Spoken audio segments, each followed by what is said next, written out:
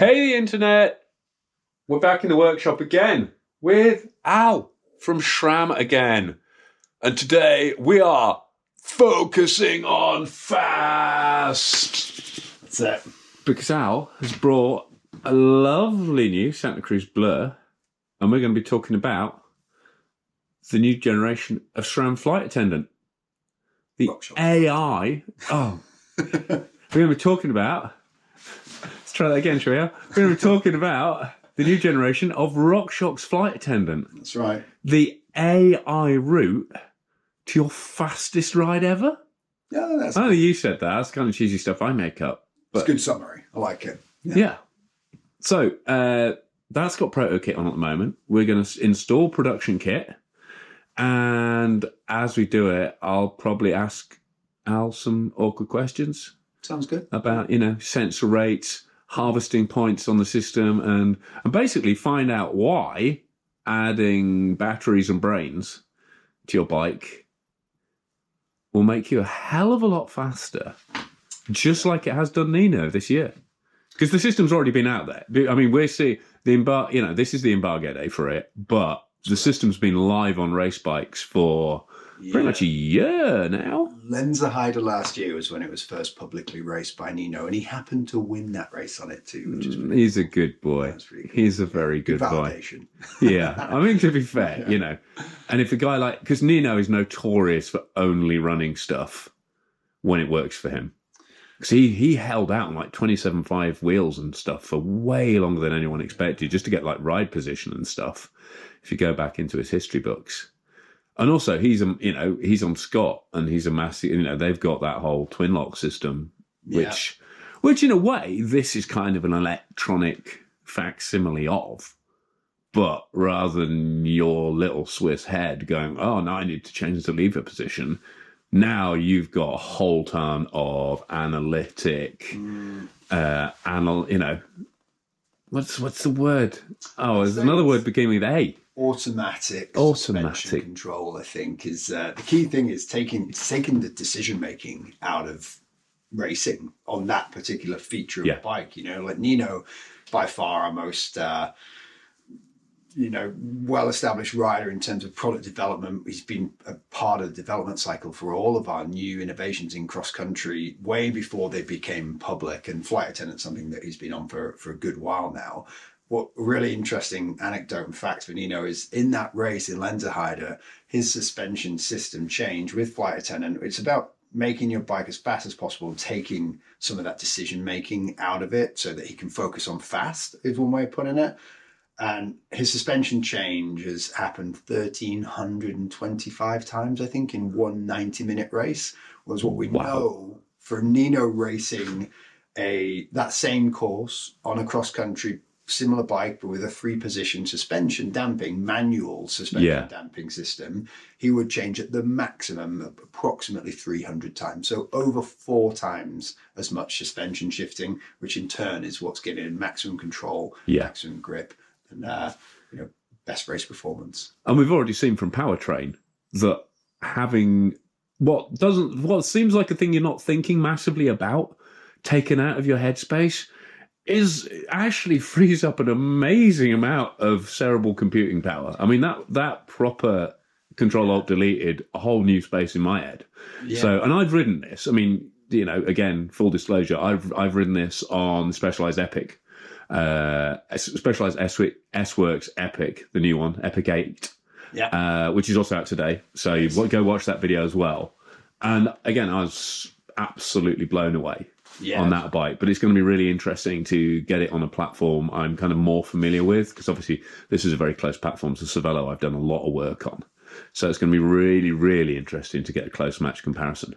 Yeah, definitely. It's a real stat. I mean, hopefully somewhat familiar with Flight Attendant system. You've ridden Flight Attendant before. We had Flight Attendant trail versions for Pike, Lyric and Zeb a couple of years back. And this is the next generation of that. Yeah. This is a much smarter version of that, where we've got some really cool things that are coming into the system, which is it's learning from your rides, huge amount of data that it basically adapts the system to giving you the best. So there's a whole extra level of analysis. Yeah, whole from that first, because the first gen was pretty damn good, but it was mainly trail and enduro focused. Correct, yeah. Where I guess at racing, a lockout and having that suspension optimization is key, but a lot of the time it's going to be open because you're descending.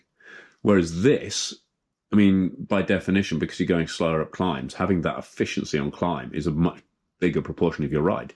For sure. So if you've, and basically what it's doing is the servos on the shock and the fork are pulling information from a whole load of sources on the bike and toggling you between a firm, a medium, and a open mode. Yeah. And those modes can be preset by the manufacturer. Correct? Because Specialized did their own tune, I know. There can be some own tuning for sure, but yeah, in a nutshell, open, pedal, and lock are your three states, and Flight Attendant is switching between those states of suspension during a ride every, way faster than 0.0015. I'm going to call it instantaneously, very quickly. Very quickly, yeah. Just super fast changes of those suspension states to maximize that bike's efficiency, control, and performance for the rider. Less decision making, more focused on fast. Sweet. I'm excited. Let's get building. Sweet. Let's do it. So even when it comes to installing, you're getting kind of the same advantages as you have with installing an Axis wireless drivetrain, in that you just plug and play. There's no need to, because normally a race bike would come with like a manual remote cable, so you've got a whole lot of plumbing and plugging and adjusting. Whereas with this, because it's all wireless, it's just a case of opening the app.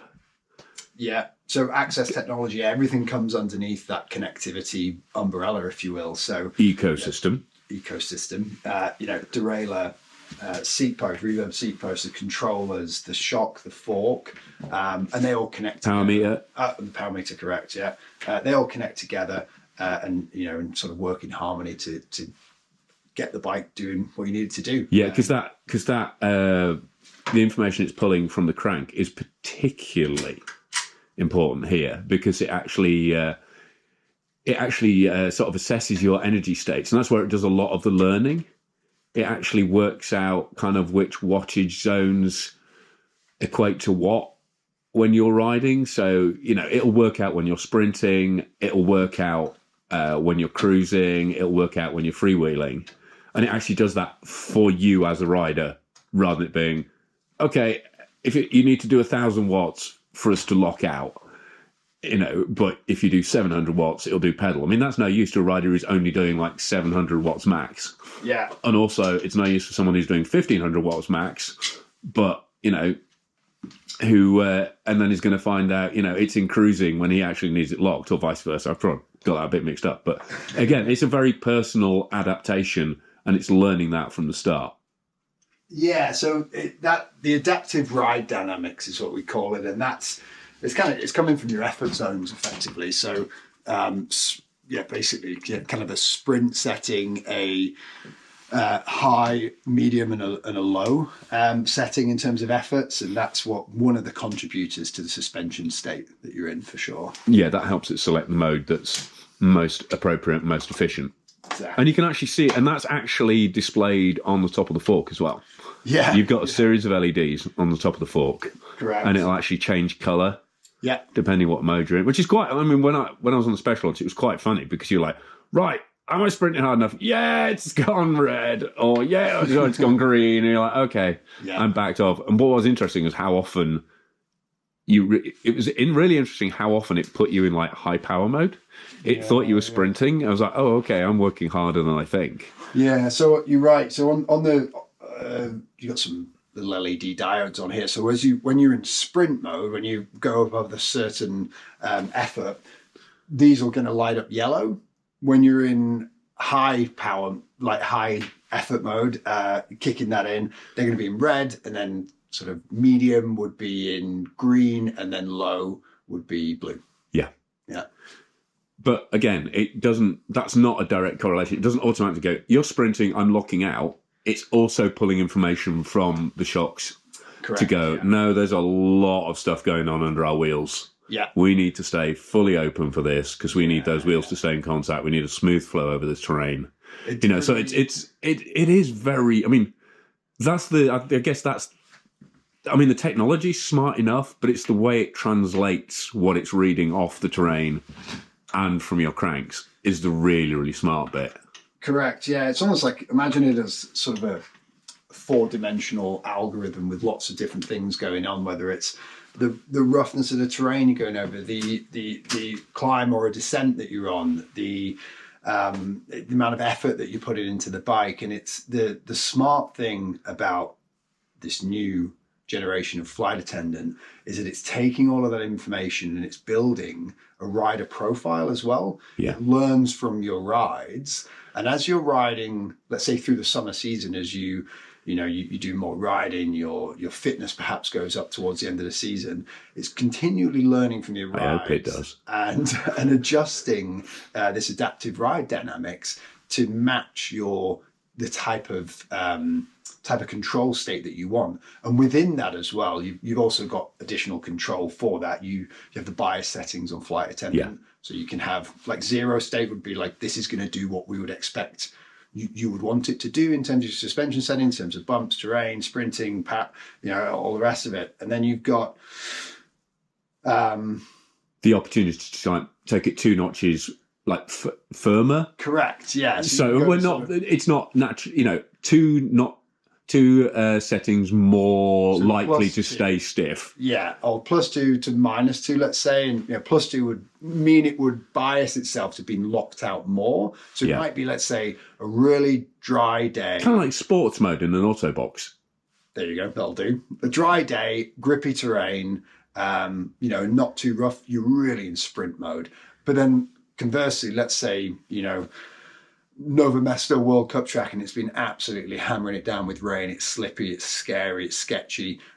We know Nino would typically ride in +1 on the bias settings for general racing, but on a wet, muddy day, he's going to ride in -1, so the bike is more biased towards a little more forgiving. Setting. Yeah, exactly. And that's going to give him a little bit more traction. And you can see that when you compare riders that are continually, changing the suspension state, they will typically go in either locked out or open. Whereas Nino's constantly, without having to make that change himself, flipping between open, pedal, lock, and the bike's doing that on that climb, on that difficult terrain, on that wet and greasy, muddy terrain. Yeah. So he's maximizing his efficiency. So he can concentrate on lines, he can concentrate on tire grip, he can concentrate on feathering his power. Yeah. And thereby go faster. And, I'm a big fan of a remote lockout. I love it. I mean, for me, it's a big psychosomatic change. So, it's not a system that's going to appeal to everyone. There's a little bit more weight, a little, obviously another degree of complexity, another couple of batteries. But I was actually surprised when I weighed the components. Fork and shock are about 100 grams heavier each, but a twin twist lock control with the cabling associated with it, that's 100 grams as a package anyway. So you're only adding 100 grams plus you get to run whatever grips you want. Which, without being funny, that's actually quite a big plus. Yeah. Races tend to be pretty. I mean, most of them on like ESI foam grips or something, but they do tend to be pretty picky about their contact points for good reason. Yeah, for sure. I mean, it offers a world of better personalization, I would say. That's what's one of the cool factors for it, for sure. One of the, anecdotally, Woody, so, flight attendant, the key feature of flight attendant, it's about making you faster. That's the key, right? It wants to be the fastest bike we can build. And so we've done a lot of testing on it. One of the things that we've done just recently is a group test of riders on a set course where we were able to set a timed loop using a manual suspension system and then a flight attendant suspension system on exactly the same bike as closely managed as possible. Oh, good. That saved me doing it then. There you go. What we're able to prove through this test with, to a degree, a limited data sample field, it's not 1,000 riders, we're talking more dozens of riders, was the flight attendant system is 1.8% faster over this given course, which in effect, if you take a 90-minute 90-minute cross country. So 90 seconds plus of racing can be an advantage of using a flight attendant system over a manually actuated system, which is pretty cool. And that can be like 4 or 5 places. Yeah, I mean, there's more into it than just that, I suppose, but it definitely is a faster system for sure. Yeah, and also that's obviously the longer you ride, the more of that advantage is going to be clear as well. Yeah. Not least because you're going to get more fatigued as well. That's that. So, flight attendant is on board the Blur. So, again, super easy physical install. Then it's just a case of pairing everything, which is kind of best done just rather than just going in and starting to pair the individual components. It's best off doing sort of almost a full reset with all your Axis components on there. Yeah, you want to group everything together. So control from the fork module, consider that the brain. So we'll open the pairing mode on the fork module just by pressing and holding the access button. And then you just go around each of the access components and press and hold the little access button on them until this flashes quickly. And then all of that group will be together on the bike as one system. And then there's a little calibration mode as well, isn't there? Yeah, so once you've got everything together and it's all linked, you'll see that because it'll flash the appropriate colour. Then all we do for calibration, and this is just to make sure that the bike is set up ready for the first ride, get the bike on a flat surface, jump onto the bike. I'm going to press and hold on the top of here on the fork module, you've got a menu button and a plus and minus. I'm going to press and hold the plus and minus button until this light comes on in white like that. That's going to sort of blink in white. Wait for it. There you go. That's vertical. And then as you can see, the white light's to the left there. So I'm going to lean the bike over towards that white light. Yeah, I remember doing this. Red lights will disappear. It's kind of like rolling your thumb round on your phone finger recognition thing, isn't it? You got to kind of fill in all the angles. That's it. So and then the white light leans to the left. So I lean the bike over. It'll flash repeatedly once you get to that point. And then if you've done it correctly at those at the right angles, then it'll start, it'll go into a green flashing mode in the open setting as it is now. So that is now ready to ride. And ready to ride, it's just basic sort of factory settings. It's a decent ballpark. Yeah, so flight attendant, as mentioned earlier, this is sort of the new generation flight attendant, so to speak. In your first ride, as long, you want your suspension, your air pressure is obviously set. Yeah, you set your air pressures yourself, and you set your rebound because this is just a compression system. Correct. Yeah, correct. So it's controlling that the damping side of things. So you've got that set up. You do the calibration. You go for the first ride. Flight attendant's going to work at what we consider like factory settings, so to speak. But in those first rides, it's learning from you as a rider. And the more riding you do, the more data it's got, the more it's going to start to add that to that algorithm to get the best possible setup for you. Because I remember on the Epic launch, we rode in the morning and then we had lunch and they were like, right, okay, it's now going to have learnt a bit. Yeah. And you could tell, it was noticeably different. Yeah. In the afternoon. Because again, it's dialed more into your sort of what energy levels you're producing, what your effort modes are and stuff like that. And it's also picking up how the suspension's working underneath you and all the stuff that you aren't really conscious of, I guess. Yeah, exactly. So the more riding you do, the more data you're adding to the brain effectively, which is in effect, that's the adaptive ride dynamics part of it. Yeah. And that's what's really going to personalize the ride for you automatically. So the next time you get on the bike, it just feels a little bit more intuitive. It's changing states as and when you'd expect it to. So you really, from a riding perspective, once you've got set up, it's just about getting out and riding. The more riding you do, the smarter it's getting in tune to your riding. You can also, what we do find as well is those effort settings. You can go into the app if you want to use the app to adjust those settings. You can jump in there and you can change those parameters for yourself. So we might find some of our World Cup or even any level of athlete, knowing for example, if they know exactly what their FTP is, they could jump in there and be like, this is where I want this setting, this is where I want that setting, and fine tune the system. Yeah. Sweet. Yeah, excited for you. I am really excited. Yeah, I am really excited again. Yeah, so's the bike.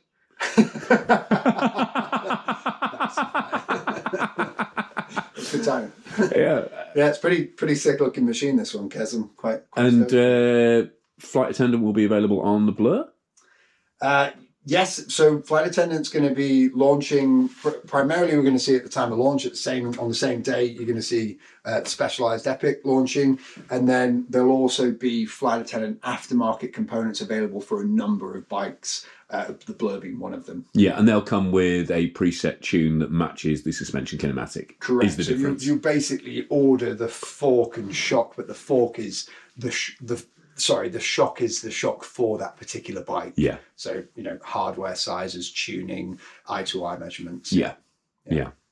And also, if you're not completely on board with electric suspension yet, you can still get Sid Lux and Sid Ultimate or Sid Ultimate SL standard anyway. It's not like this is replacing anything. It's not like this is cutting down the number of options. Yeah. It's just adding an extra level. Yeah, this is our most intuitive advanced suspension system. But absolutely, we have 3-position damping on SID with remote control 3-position damping. We also have crown adjust and shock adjust damping controls for SID and all of our other platforms. But in terms of a world-class, fastest possible race bike you can build, minimizing the decision-making that's needed, maximizing speed, Flight Attendant is where it's at. Yeah, and also enjoyment.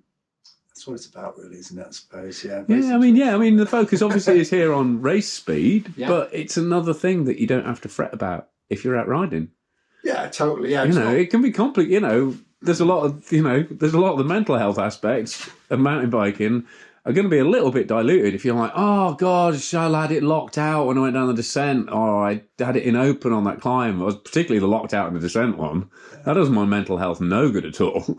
So, it's not just a speed thing. It's kind of a whole broader benefit, I guess.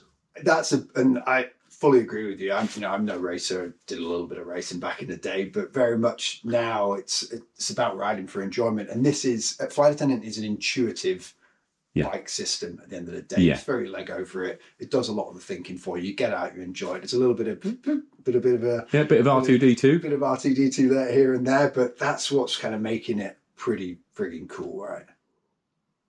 Just R2D2. Yeah.